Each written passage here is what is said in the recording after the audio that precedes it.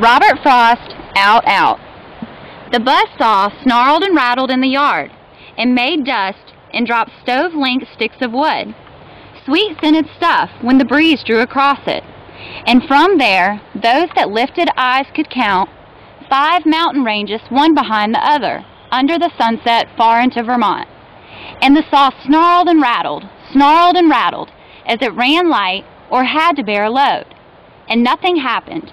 Day was all but done.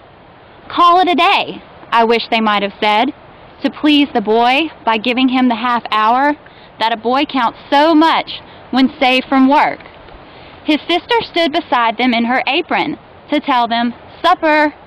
At the word, the saw, as if to prove saws knew what supper meant, leaped out of the boy's hand, or seemed to leap.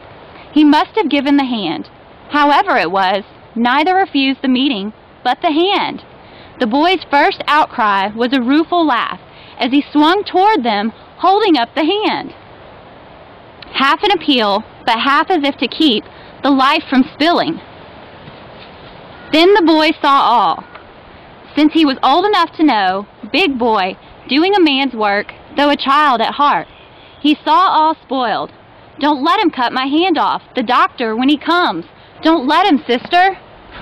So, but the hand was gone already. The doctor put him in the dark of ether. He lay and puffed his lips out with his breath. And then, the watcher at his pulse took fright. No one believed. They listened at his heart. Little, less, nothing, and that ended it. No more to build on there.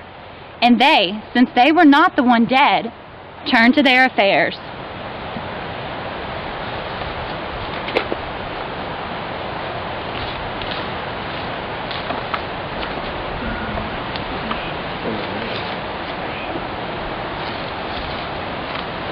This didactic poem conveys that one may choose to die with dignity, while those around him are inconsiderate and lack understanding of human conditions.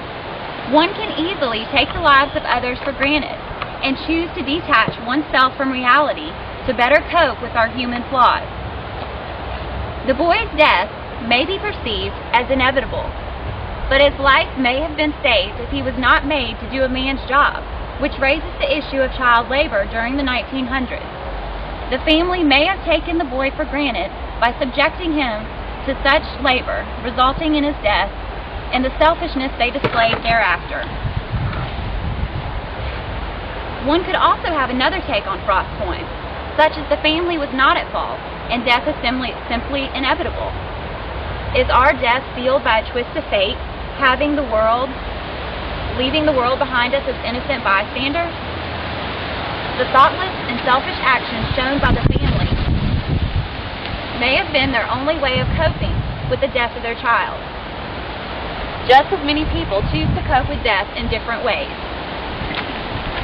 We would greatly appreciate your comments and opinions.